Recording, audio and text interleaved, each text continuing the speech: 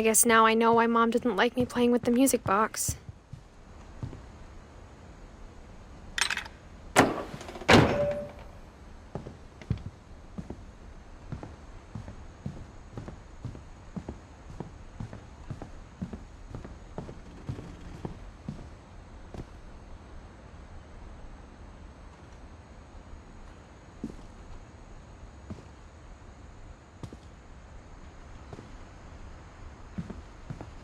A lot of things got left behind in the whirlwind of that last night.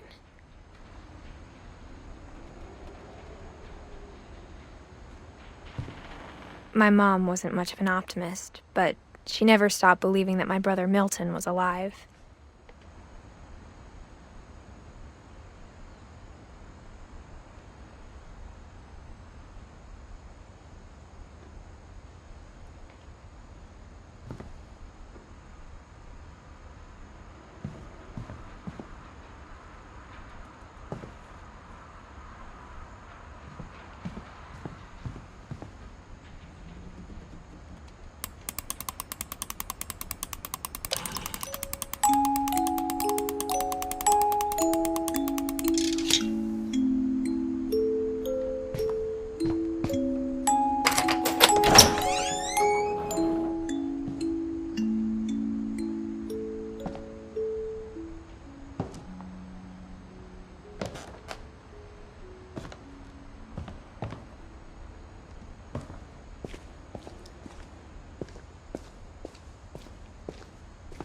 Mom said the basement was off limits, unless I wanted another tetanus shot.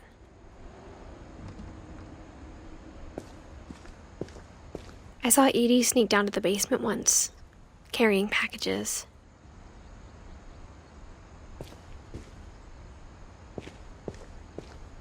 I thought maybe she was hiding presents. It turned out she was hiding a lot more than that.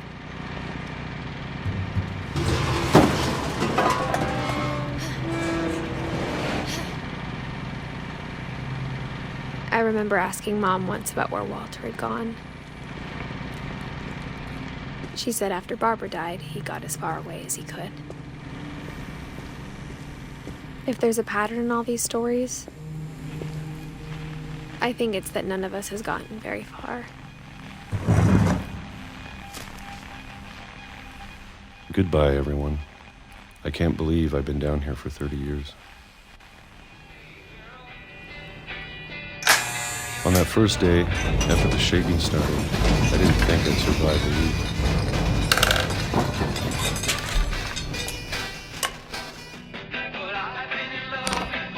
week. But after a few days, I settled into a routine. That's what kept me sane. Having a schedule, living for today. I always expected to be dead tomorrow. But if you wait long enough, you get used to anything.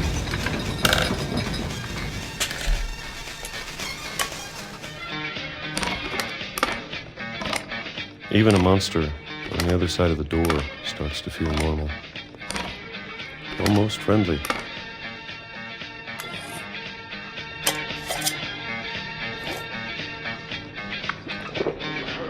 And then one day, everything just stopped. Whatever that thing was, it was gone. Maybe it got tired of waiting. Or maybe I just got tired of being afraid.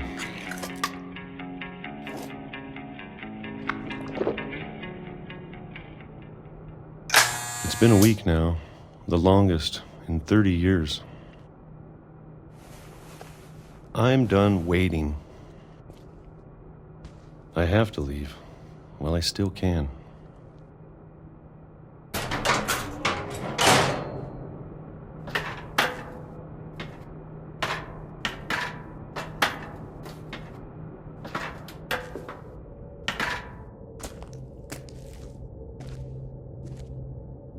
I know it's out there somewhere. Whatever killed Barbara, and Molly and Calvin. Maybe this is all a mistake. But I need to stop living the same day, even if it kills me.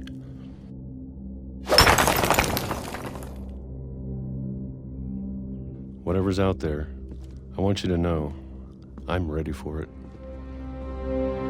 I'm going to appreciate all of it, especially the food.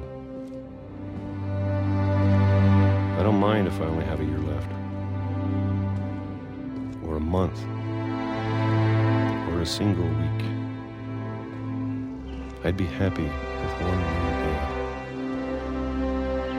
I can already imagine the sun on my face.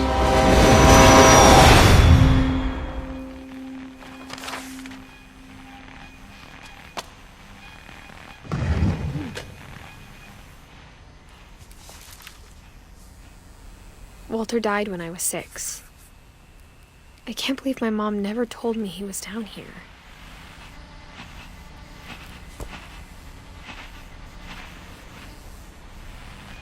I'm sure my mom was trying to protect me.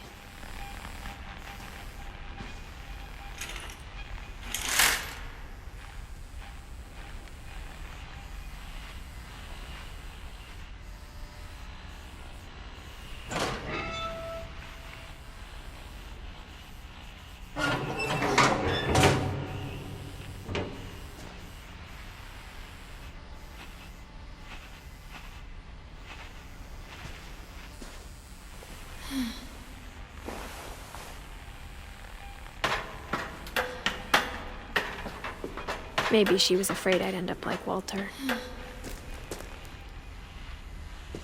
But if she never told me about an uncle under the house,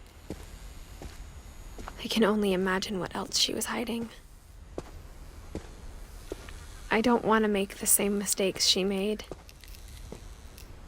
trying to bury something that's still alive. Now that there's only one of us left, or maybe 2, I thought it was time I heard the stories for myself and found out what happened to everyone else. But now I'm worried the stories themselves might be the problem. Maybe we believed so much in a family curse, we made it real.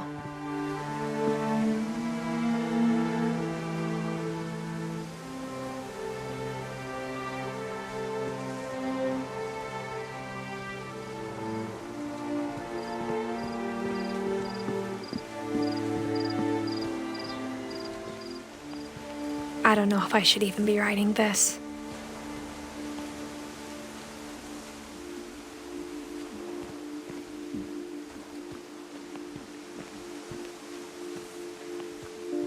Maybe it'd be better if all this just died with me.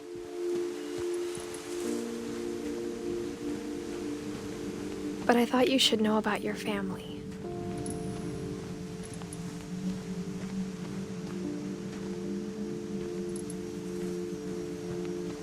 And the history you're a part of.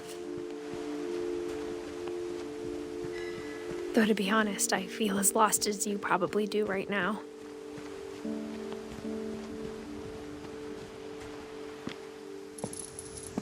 I think the people in these stories believed them, for what that's worth.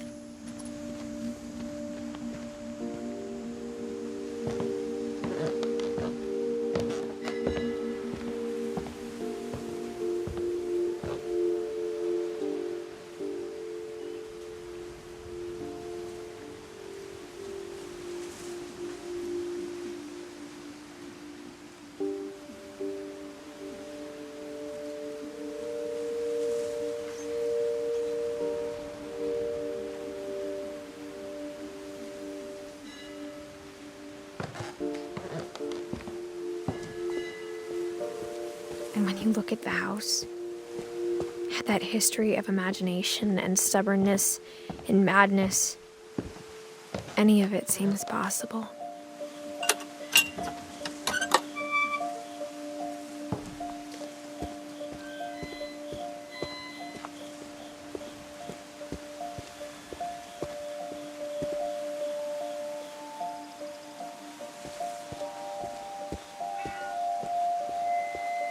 I think we've been surrounded by death for so long, we've just gotten used to it.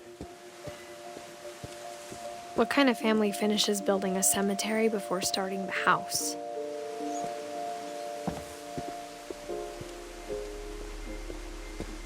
It's embarrassing for me to admit this, but the pet cemetery made me more uncomfortable than the human one. 3 of the gerbils were mine, and 2 had been my fault.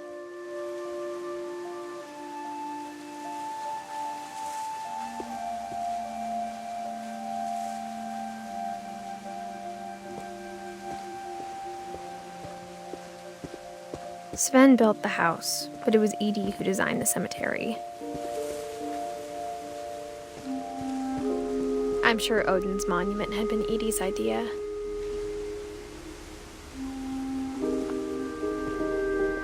My mom was always trying to move on, but for Edith, the past never went away.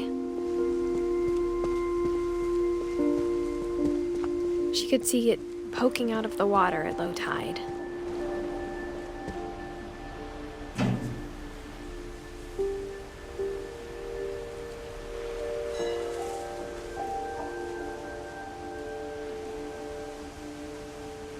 Edie said she dreamed about the old house every night.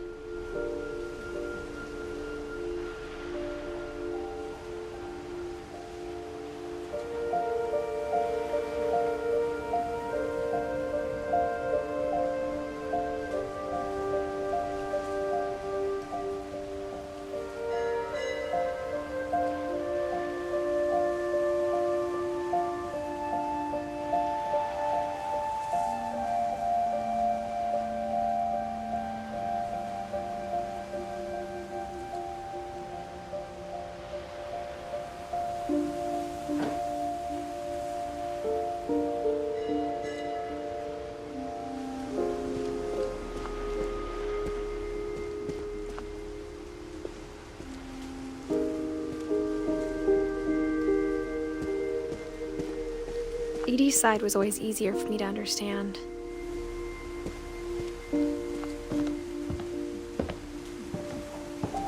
But the older I get, the more I can see where my mom was coming from. Her dad had been pretty strict, but it wasn't enough to save her brothers. She was just trying to do better.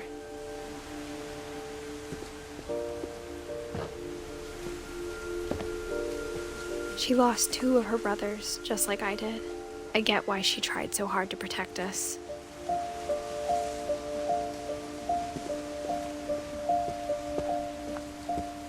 There's so many things I wish I could ask my mom now. Part of me thinks this is what she wanted all along. For me to come back someday and find everything out for myself.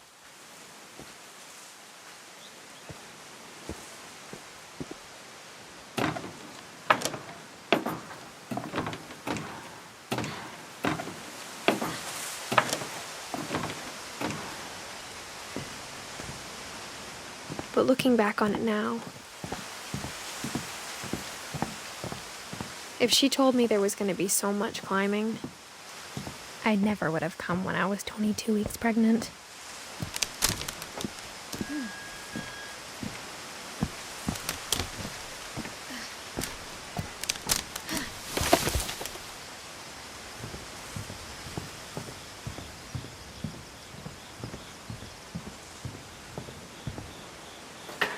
I never met Grandpa Sam, but I think he and my mom had a lot in common.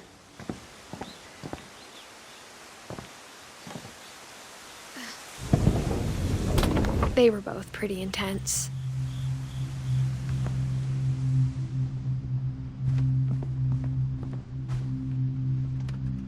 Instead of hiding from death, Sam seemed to go out of his way to meet it.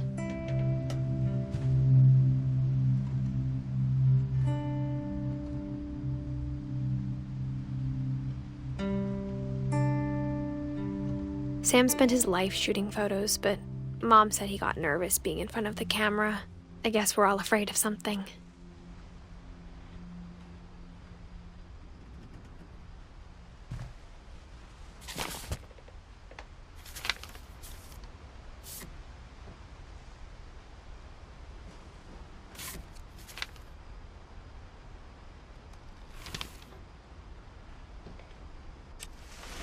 Dawn, I promise, you'll never forget this weekend. Yes, sir. These memories are gonna last a lifetime. Hmm? Am I gonna have to shoot you? Perfect. It's gonna rain the whole weekend, isn't it?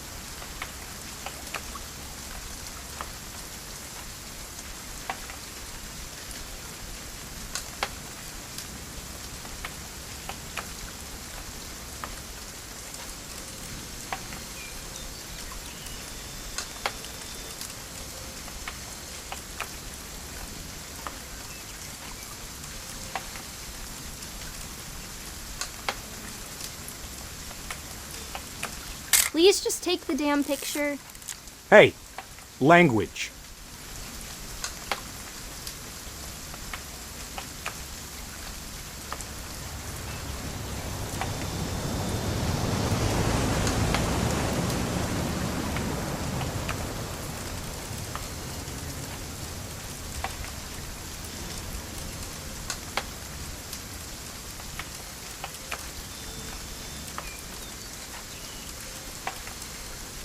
I will never forget this weekend, Dad. Okay, got it. I'm gonna take some pictures, okay? Just be careful. That camera's older than you are.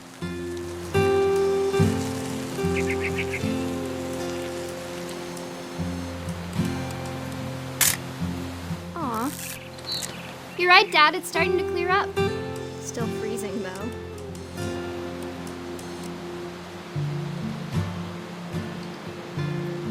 Definitely should not have drunk all that coffee. Hey! That's a keeper. Hold still while I take a picture of you. I'm just saying, I'm not always gonna be here, Don. You'll need to remember this stuff, if you want to survive. I'll be fine, Dad. You know who else thought he was gonna be fine? Some guy who died. Don, I'm being serious. I know, Dad. You're always serious. Dad! Good eyes, Don.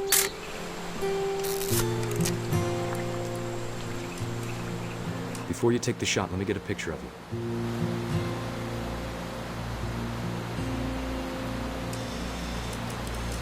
Dad, I...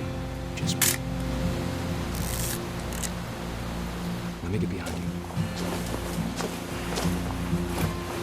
Do I have to do this? Dawn, you don't have to do anything. Great shot, Dawn!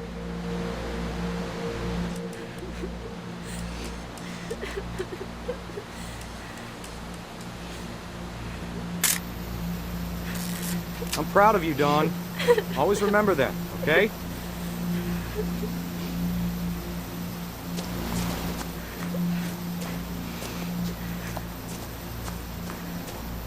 Sorry, Dawn, just gotta reset the timer.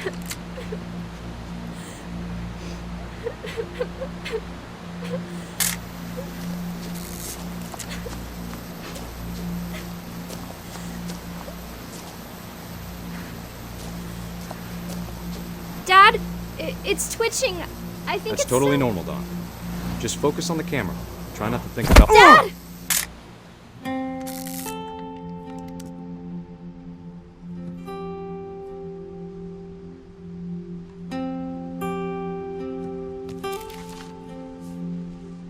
Of all these stories, that's the one I wish most that my mom had told me.